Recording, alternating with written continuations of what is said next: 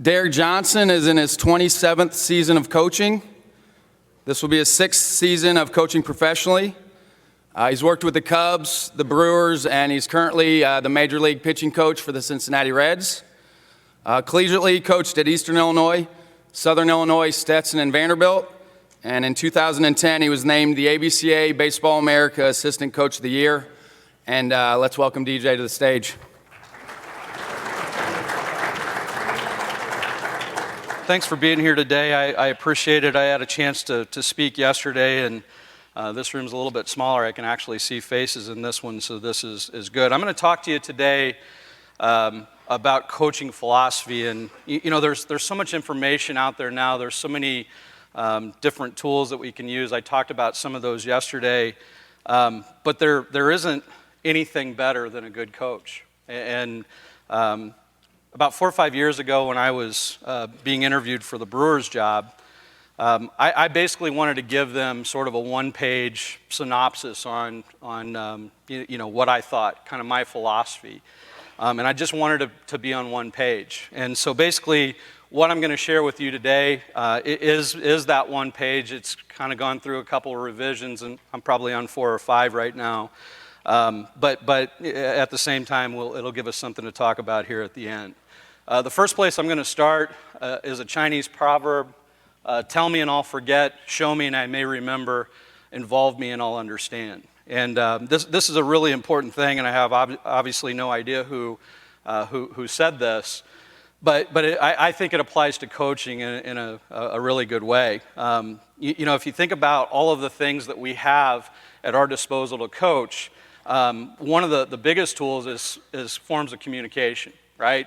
And obviously the one that we probably use the most but might be the least effective is talking. And you know, there's a lot of things out there. If I did a thing in spring training one time, we had about 10 pitching coaches in the room, and I asked them to write on a piece of paper, put their name on it, what their definition in one sentence or two was on staying behind the ball. All right, so that's something that, as a pitching coach, you talk about staying behind the ball all the time, right?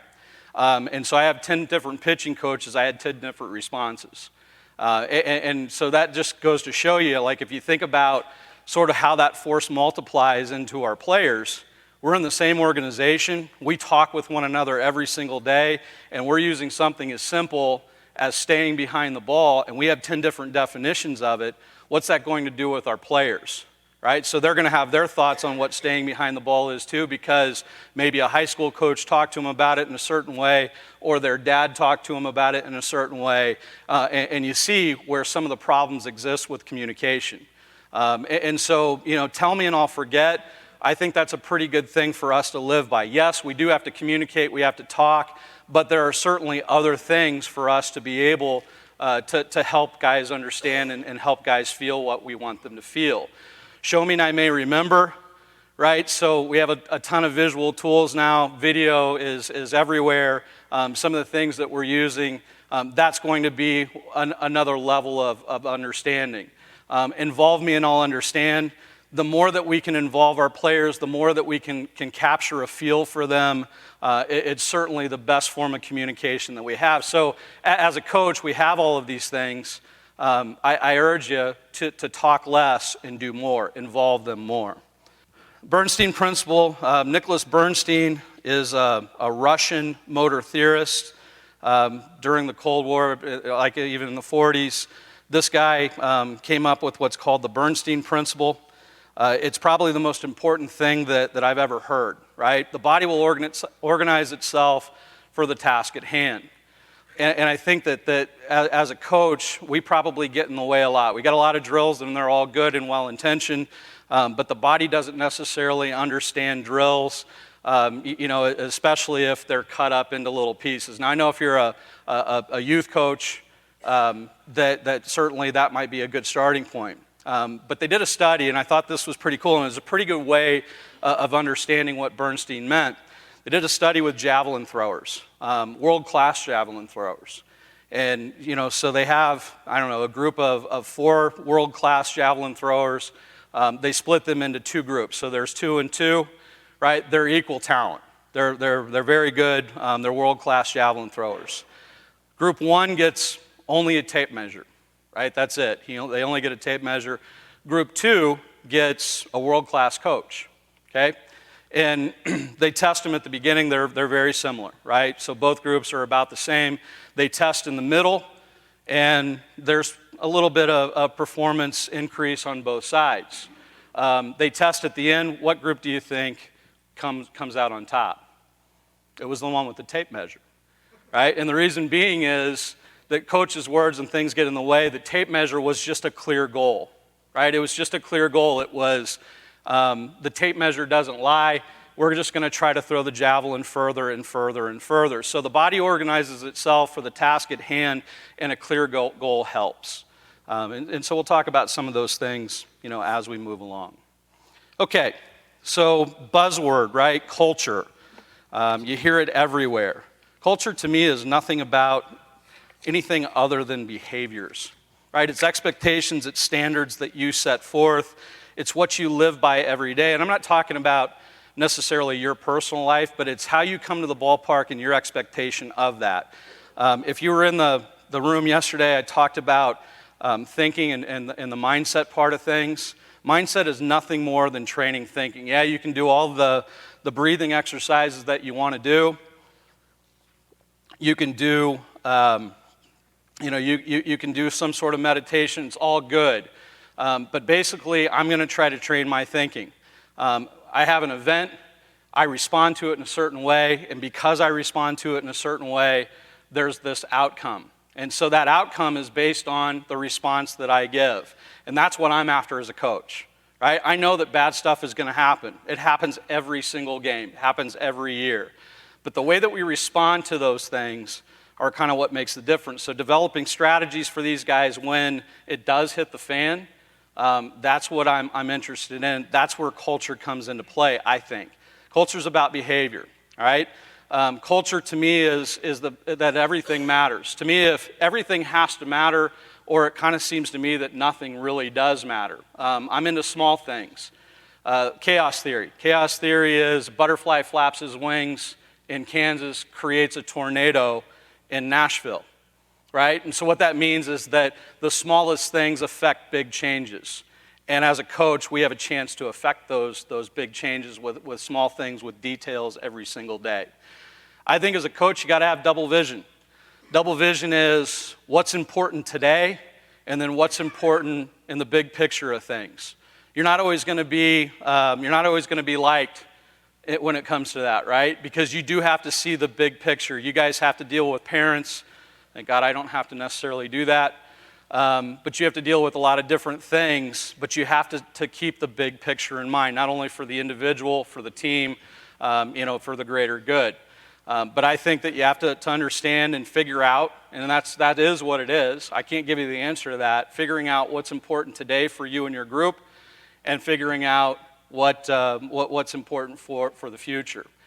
And then the last piece on culture is 1%. I talk to our guys about 1% every single day. And really, when you're talking about mindset and when you're building culture, it is talking about stuff every day. Whatever you think is important. It's not something that you can kind of talk about every once in a while. It's the whole thing. It's like at the beginning of the year, spring training, hey, we're going to do this, right? This is how it's going to work. And everyone's on board, and it's the last time they ever hear anything about that ever again, okay? So this 1% for me is the most important thing, and I'll just kind of put it in players' terms. If you train 300 days out of the year, right, and you expect 1% better from yourself each day, that's a 300% increase over the year, right? Would you guys take that? Every player in the room will say yes. Every coach in the room will say yes. And I don't know if I can measure 1%, but I am going to go to practice with the idea of becoming 1% better. I am going to have a plan, not only for myself, but whatever's on that practice sheet. And if I'm doing it right, I'm not going to leave that practice until I've satisfied the idea that maybe I have become a little bit better. It's my favorite slide. Be real, be there, be honest. Okay? I think if there was an easy way to talk about coaching, this is how I talk about it all the time. Being real, being there, and being honest. It's really three simple things to kind of live by. I'm going to start with your favorite teacher. Did your favorite teacher, was he or she your favorite because they taught you more math than anyone else, or was it just because of the way they made you feel, right? Like that was your favorite teacher. It had nothing to do with the subject that they were teaching. More often than not, it was just about the way they made you feel, and a coach is the same way. And so be real, be there, and be honest. Be real, here's what it means to me. I want you to know the real me, and I need to know the real you, right? Whatever that is. I'm okay with whatever it is that you are, but I want to show you myself and who I am. So on the one hand, I've got to be real, and my expectation is that you're real too. So if you know me and I know you, we can do great things together. Being there is that I'm going to be with you regardless of whether we're winning championships or we stink. I'm going to be there for you regardless of whether or not you're going as good as you possibly can, or hey, maybe you're really struggling, right? And I think coaches forget that. I do. I see it all the time, actually. It's like you're hanging on the guy that's good or doing well, and you're sort of kind of leaving alone the guy that's scuffling. The guy that's scuffling is the guy who needs you the most, right? So you got to help him somehow. Being honest is what it says, right? Is when you stink, I'm going to tell you that you stink. I'm going to love you, but I'm going to tell you that you stink, because you need to know that if you're going to get any better out of it. You know, how many players have a sort of an unrealistic idea about themselves, or they don't see the downside of things, right? So I'm going to be honest with you and say, you know what, man, it's not working for me. It's not working for you. It's not working for us right now. We've got to figure out a way to get better, right? And I think guys appreciate that, no matter what age they are. We already kind of talked about small things that change everything, and then searching for a better answer through a better question. To me, this is nothing more, and you've heard this, just being open, having an open mindset, being growth-minded. I think that we're always looking for a better way or a better answer to the questions that we're asking. So kind of getting into training. For me, I want to build a bigger engine first. I think injury happens kind of in the gap between performance and then training intensity. So I want to be able to get our guys, when we're training, I want to get them to a point as quickly as I can to where we're closing that gap. I think injury happens, right? We're playing up here, and we're probably training down here. It's certainly, you look at spring training, guys get hurt in spring trainings because they weren't prepared. When else do they get hurt? They get hurt in the middle, and it's because they weren't prepared. The guy who's prepared, that gap closes, and we're going to be a little bit more robust, and injury probably is a less chance to happen for injury. So we're going to look at our training methods, and we're going to say, how can we get it really close to the game? How can we close the gap from an injury standpoint? But I'm always thinking about just building a bigger engine. I want them to be a better mover, right? I want them to be a better athlete first, and then I'm going to build skill as I go. And I think especially in the youth part of this, we're trying to do both at the same time, and I get it. You guys are still trying to play the game, and I know that you're still trying to win, and you absolutely should. But if you're looking at this from a progressional standpoint, then you have to look at, let's build the athlete first, right? That's why playing football and basketball and all the other sports combined with baseball probably helps them become a better athlete, right? And the skill part of it for us, throwing strikes and kind of looking at what the big leaguers are doing and trying to do that, I'm not sure that that's the right approach. I'm going to build the athlete first, and then we're building skill into it. At Vanderbilt, as an example, we talked about that a lot. The way we trained was going to be closing that gap, and we were definitely going to try to build the athlete first, and then build the skill in as we went. You have friends that are energy givers. You have friends that are energy takers. You might be an energy giver. You might be an energy taker. But the bottom line between this is, like, if this doesn't bring you joy, then do something else, right? Like, life's too short, man. If this thing drains you, don't do it. And if your players are drained, don't do it. Go find something else. Go play the piano or whatever. Be great at what you're good at. We spend so much time kind of talking about our weaknesses, and we all have them, right? Here's what I do know. Every single time that you guys play a game, what do players do? They go to what they know. They go to what they're already good at. right? So I'm not saying that you shouldn't train weaknesses. We should. But during a game and in the heat of the moment, I just want to be great at what we're good at. If I'm great at what I'm good at, then that is going to carry me over. I'm still going to be able to win in those moments, okay? Your best is good enough. I think that's something that's kind of overlooked as well.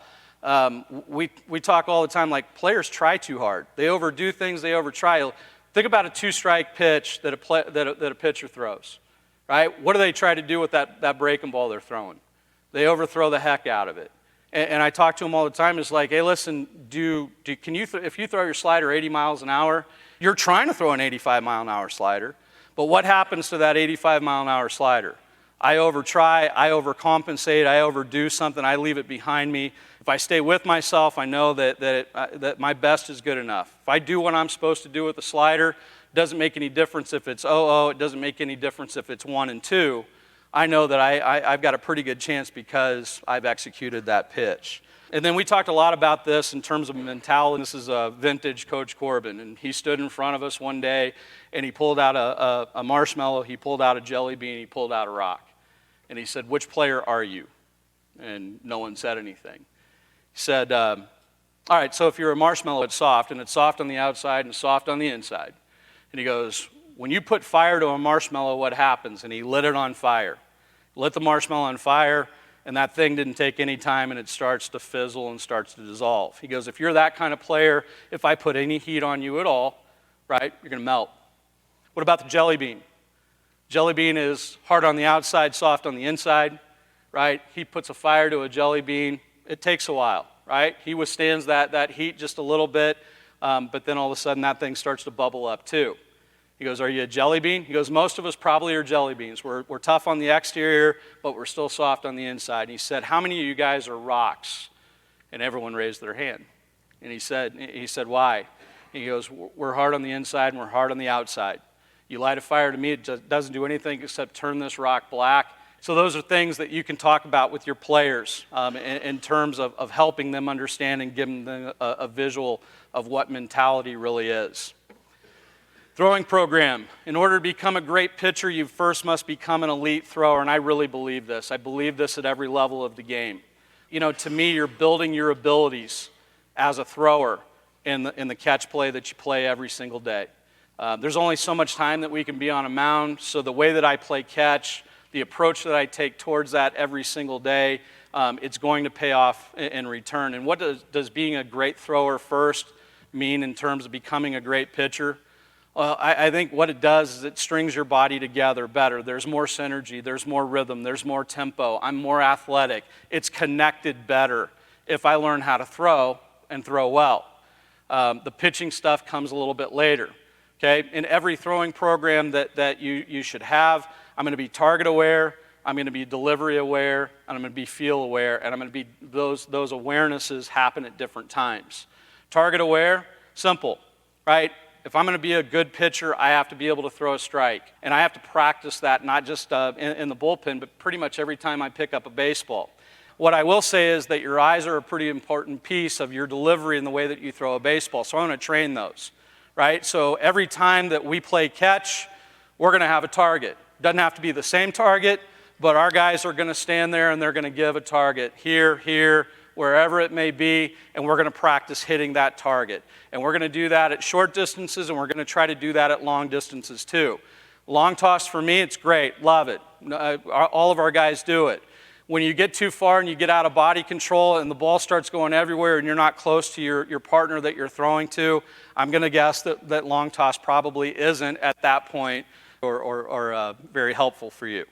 Okay, so looking at it from that perspective, we're going to be target aware as much as we possibly can because that's what we are as pitchers, is that we're target aware, we're professional glove hitters.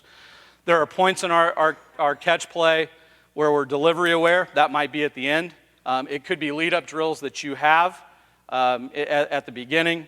For years, I did a thing called Perfect 10, and that was something that we led into our throwing program with, and then feel aware.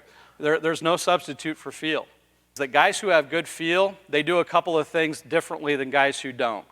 They play with the ball a lot with their hands. They're always looking for the right seam. There's always that feel element for them, and you see it with your guys too.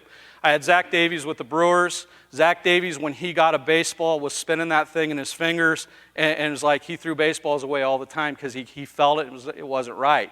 Kyle Hendricks, I had him in the minor leagues with the Cubs, same exact thing, right? So he was that guy always spinning the baseball, and what is feel? Feel is that kind of, that connection with the hand to the body.